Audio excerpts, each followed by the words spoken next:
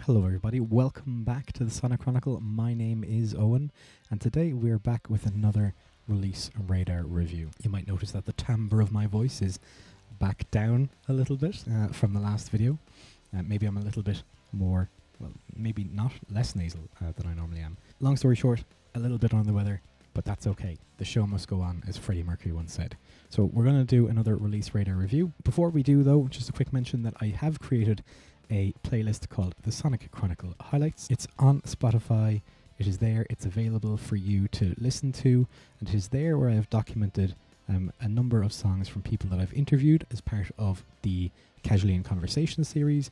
It has a number of songs from basically people that I listened to and enjoyed throughout the Release Radar review series as well. And there's just loads and loads and loads and loads and loads and loads and loads and loads and loads and loads of good stuff on there, with more to come. This is going to be a living playlist that is updated as and when I hear something that I like that gets the Sonic Chronicle seal of approval, or something that I would stick on my playlist that isn't necessarily appropriate for you. And you can skip those songs if you want to. That's okay. It doesn't hurt me at all. It might hurt the people that created the song. But it's got 61 songs. It's about 4 hours worth of music currently. That will grow over time. It's on Spotify. Just search Sonic Chronicle Highlights and you will find it, and you can like it and you can follow it, and it'll be there and ready for you to listen to whenever you want to.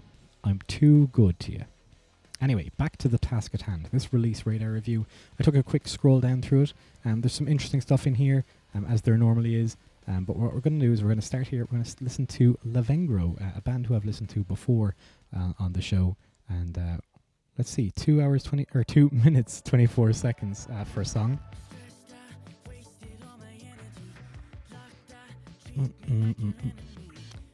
It's got a really polished sound straight away. A little bit like a Dua Lipa song. Like, was it the Barbie song?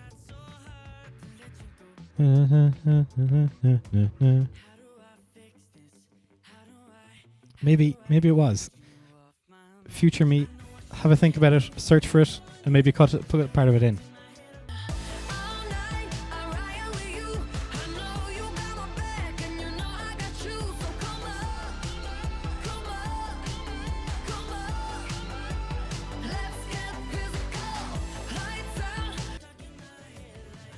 This is more fun than anything I've heard from Lavengro in the past. It's neat. It's neat. I quite like this. But there's the hook. That's what you need for this song, or for these pop songs, you know? People will go nuts for that at festivals. The problem with this is it's only 2 minutes 24 seconds long. Now, I talk a lot about, I wish songs, didn't go on forever. I wish that songs didn't wear out their welcome. But if you've got this catchy a pop song, I'm sure you could find another 30 seconds here for a middle eight. Like, bring it down and then bring the level back up. Or go for a key change, as people are wont to do in pop. Ooh, they could have gone for a little bit longer there. That could have drawn out a little bit of runtime. I like this, though, the outro. This is cool. It's a good hook. It's a pity this is the end of the song, though. Yeah, that's it, like. It's not even 2 minutes 24. It's 2 minutes 20. But yeah, it's a good pop song. It's really good. It really reminds me of a Dua Lipa song. So that's a feather in their cap, I suppose, more than anything else. But yeah, good job on that one, Lavengro. But I just wished, I don't think I've ever heard a Lavengro song that's more than 3 minutes. Or I don't think has even gotten to 3 minutes either. Look, they're young. They'll come along. Good job on that track, lads. I'm intrigued by this one. Real Monsters Club remix, Play and Go music, and Lordi. I'm a big Lordi fan. I've seen Lordi play live in the smallest venue that they have ever played in, per their words. They had to leave like half of their stage show off so that they would be able to all fit on the stage to perform. Friends of mine have seen them play live with the full stage show. One of them fainted because it got too hot in there. Not dissimilar to, I imagine, how a Rammstein show would go. But they put on a great show regardless. They had no set list. They basically went, hey, shout out songs you want to hear, and and we'll play them. And I think they played Hard Rock Hallelujah, like song 2, and then it was just bigger and better songs after that. So it was an unbelievable night, regardless of how late they started. Anyway, let's move on. Let's have a listen to Real Monsters Club remix. But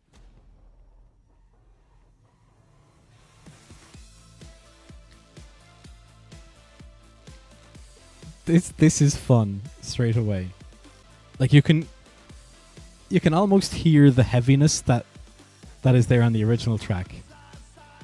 Or is it the original track? I don't know. It's tough to say. Let's see here. Let's look for a song. Real Monsters. When did this come out? 2022. Like, yeah, I can hear a big, heavy electric guitar in there. They're great fun though. They are just great fun. They don't take themselves seriously. It's wonderful stuff. I don't think this play and go music has done much to change it up, I don't think. They've done a bunch of remixes of it, apparently. I don't know what the differences between them are, but I don't think they've done too much to change stuff up here, which is annoying. Because I kind of just want to listen to... a Lordi song. Hugo Legacy? This is a video game. Are they a game developer? I need to find out a little bit more about Play and Go. This is really weird. They are a slot machine manufacturer that also apparently release music. This is bizarre. Anyway, that doesn't do much for me. Give me the original, please. And I will love Lordi. Like, I just love Lordi. So give me the original. Play and Go music. This is bizarre. This is absolutely bizarre.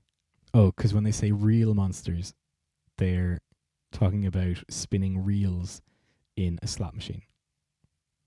Cool.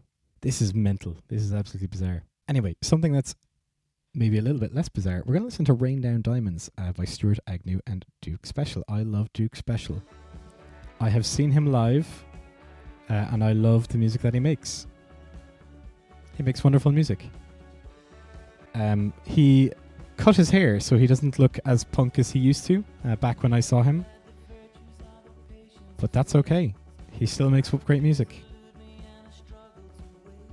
Let's find out a little bit about Stuart Agnew. Mr. Fine Stuart Agnew is emerging from self-imposed music exile, clasping a clutch of glorious earrings to his chest. He has played with Ron Sexsmith, Duke Special, Mick Flannery, Beth Orton, Josh Ritter, and Gemma Hayes. That's lovely. That's a nice chorus. He's got such a great ear for orchestration. Designing the strings. Excellent piano player as well. When I saw Duke Special play, he went out and he played his whole set. It was wonderful. Great show. And then he kind of asked the crowd, like, are you done? Have you had enough? And we obviously said no. And he said, look, I can't play up here. I've done my set. Help me get my piano down off the stage. We'll just belt out a few songs in the pub. So we helped him carry his piano down into the middle of the crowd. The crowd gathered round and he played songs. And it was brilliant. Also, Duke, if you are watching this, which I highly doubt, the offer still stands if you want to come on to Casually in Conversation. I'd love to speak to you. Lavengro could learn a little something from this. This is how you bring a song down and start to build it back up. You can still have your big anthem, because you have this diamonds on your shoulders, I will rain. And just keep that going and then do whatever else you want over the top. They brought it down, they're building it back up. Strong outros. I'm a big fan of strong outros. Yeah, lovely stuff. And just a very subtle string outro. Wonderful. That's really good. That's really fun. Fun is probably the wrong word. It's really good. Very pleasant song. I'm not going to give it the Sonic Chronicle seal of approval, but I did like it. I liked it. We're going to skip over Orville Peck and Elton John because I know what Saturday Night's All Right for Fighting sounds like, regardless of Orville Peck playing it. I do like Orville Peck. But we're going to move on. We're going to listen to Love Someone Else by David Kitt and Niamh Regan. Two other classic Irish artists. David Kitt originally kind of burst onto the scene as kind of like your indie singer-songwriter type who kind of veered off into more of an electronic direction. Not dissimilar, I suppose, to my pal Big Yellow Jacket Zach, who has a new EP coming out, I believe, on Friday, May 17th, as of recording. So if that is in advance of that, go listen to it. If it is after that, still go listen to it because it's going to be really good. I've had an early listen to it. David Kitt, indie singer-songwriter type who moved off into electronica. Niamh Regan, highly regarded artist here in Ireland, who released an album called Hemet that won a bunch of awards when it was released. So let's have a listen to this.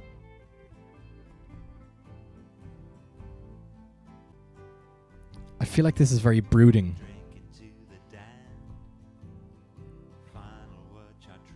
What was David Kitt's big song back in the day? Was it in The Big Romance? Square One. Me and My Love on Square One? Was that the one?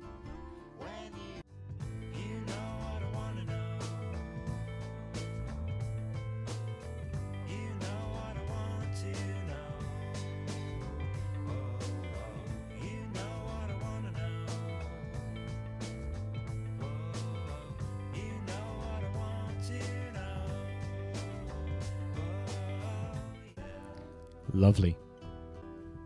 I like the layers of vocals here. Oh. Very good. Because it's like he's here and she's in both ears. Lovely panning. The panning is really good here. Your mileage may vary in speakers or with your speakers, but with headphones on, this is lovely. Her voice is great. Very versatile.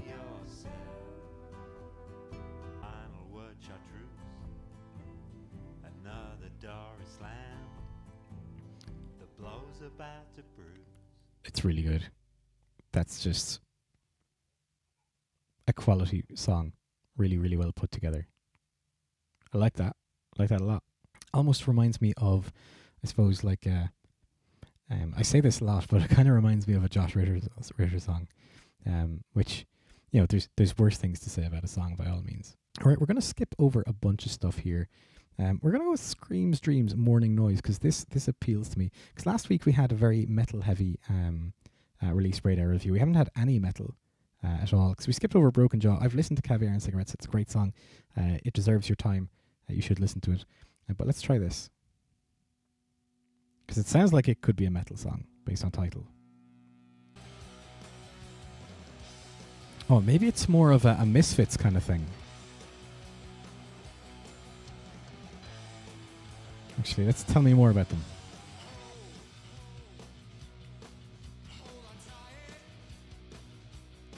Robbie Bloodshed.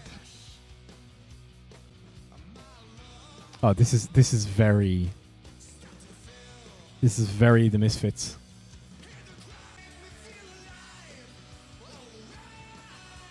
It doesn't do much for me.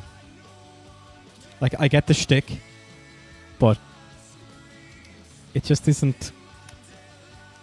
It's not as good as The Misfits, you know? So I'd rather just listen to Misfits than this. I would like them to kind of do their own thing, because a lot of the sounds here are very, very similar to Misfits as well. So that's why I'm making the big comparison here. It's not very interesting either. It's not doing a lot to retain my interest. Like, all I can really think right now is I wish I'd used this time to listen to something else, to be honest with you. It's not a great sign for a song. Yeah, not a lot to talk about here. I don't even really like the outro, to be honest with you. It's just a bit lame, a bit bland. That's not what I want from my punk. You know, I want something exciting, something visceral, something emotive. And I don't think that has any of those qualities, which is a pity. Anyway, we're scrolling down here quite a bit. We're not going to listen to The Piper's Call by David Gilmour, although I am a big David Gilmour fan. I love Pink Floyd. Big fan. What I am going to do, though, is I'm going to skip ahead. I'm going to listen to Stardust by Cassidy Brooke, because that sounds like it might be intriguing. Then we might listen to I Pray by Richie Sambora, of all people, and then finish up.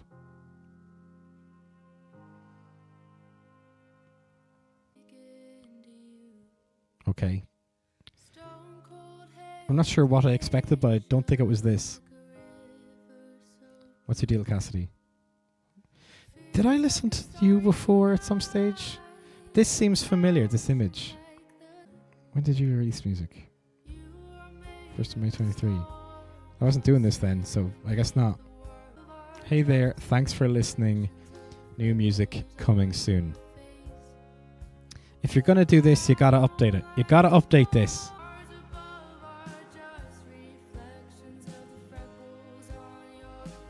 Apparently she attended the Grammys or something. Fair play. I gotta say though, I have really zoned out of this though. It has not done much for me. That violin sound is a choice, alright.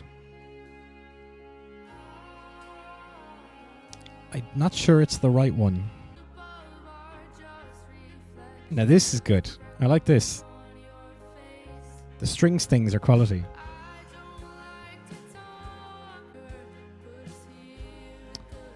The string, for me the strings should have built there, because this is the outro, right? I would have liked the strings to have built up. Maybe have like a nice like lead line underneath it, or a different piano piece underneath those strings building. There's 4 seconds left on this, but we don't need those 4 seconds because they're just nothing. A little bit of wasted potential in there. A bit boring, a bit bland, but could be something much better. I just want to enjoy music, you know, when it comes on here. Like I don't want to have to talk about the stuff to improve it, though that is kind of the show. Anyway, let's move on to I Pray by Richie Sambora. Richie Sambora being the guitarist from Bon Jovi. This is really not what I expected from Richie Sambora. Yeah, this is Richie Sambora, right? When did he hasn't released an album since 2012. Then before that, 1998.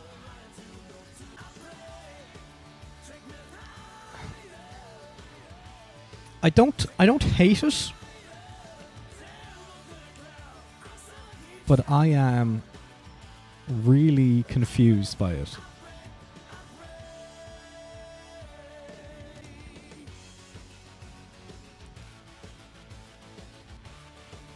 I am really confused by this. I don't get it. Who was it that I had listened to before that had like a load of artists associated with? And it was like massively over-engineered as a song. That's what I can't remember what it was called. Maybe I'll go look it up, but this really kind of has that same vibe. I wonder who's playing this guitar solo. Which one of the legendary guitarists that they have brought on board is playing that? Oh, it's a very, very short solo. Like, incredible guitarists.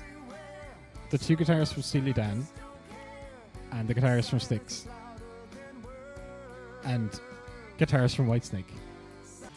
That feels like there's too many cooks. Well, like, look at this guy. Look at him here. It does really feel like there's too many cooks in the studio, potentially spoiling this broth here. Because it really feels massively soulless.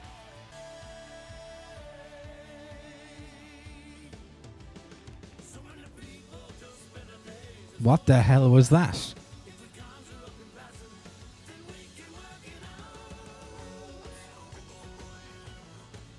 Here's a talk box solo? I mean, I know it's Richie Sambora, but you can't use the talk box on everything, Richie. This is bizarre. Like, there's another minute to this song. I don't know what, like, is he going to do anything else here? Or is it just this? This is it. I don't think he's doing anything else here. He's already starting the outro and there's 30 seconds left to the track, to the song. Wow. This is the longest fade out I've ever heard. Like it, or is it the longest? It's up there with the longest fade outs I've ever heard. There's 10 seconds left on this fade out. Oh my god. All right, look, I've had enough of that. That is such a bizarre song. I don't know. I just don't know. I don't think it's very good. But equally, like there was some, like it's very well produced. It's overproduced. I need to gather some thoughts about that. But yeah, I don't think it's good. I don't think it's good. Anyway, Richie Sambora Broke My Brain. That's going to be the title of this video. Look, Stuck in My Head by Lavinga. That was good. I liked that. Real Monsters was a bizarre one. It was nuts. It's play and go music. That's such a bizarre thing to exist. Rain Down Diamonds, a lovely song. Love Someone Else, again, a lovely song. We jumped forward, listened to Screams, Dreams from Morning Noise. That was pretty boring, pretty bland. It was kind of like the idea of like a Misfits cover band trying to go out on their own, but all they've ever known and all they've ever done is play Misfits songs, so that's what they've written, but not as good, but not as well as the Misfits. Jumped forward, we listened to Stardust by Cassidy Brooke, which was okay. It could have done more. It could have been better than it was. A missed opportunity there. And I Pray by Richie Sambora finished us out, which again, I need to gather thoughts on that. But yeah, overall, this Release Radar review was okay. It got like a 6 out of 10, I think. Not the best one I've ever heard, not the worst one by a long shot. But that's where we are going to leave it this week, ladies and gentlemen. Thank you so much for watching. Of course, if you like what I'm doing, hit that like button, please. It helps me out greatly. Subscribe to the channel because that also helps me out greatly. And if you have any comments on anything that we listen to here, feel free to leave a comment in the comment section below this video. It would be greatly appreciated. And of course, I always love to engage with you and have a chat with you. For now, though, we are going to leave it there. Of course, if you want to hear any of the stuff that we've listened to as part of the Sonic Chronicle, that has gotten the Sonic Chronicle seal of approval, or that I've enjoyed, or has been music produced by a guest on the Casually in Conversation series, you do have the Sonic Chronicle highlights playlist, which I will link to in the video description as well. But thank you so much. I hope that playlist ties you over, and I will see you in the next video. Bye bye.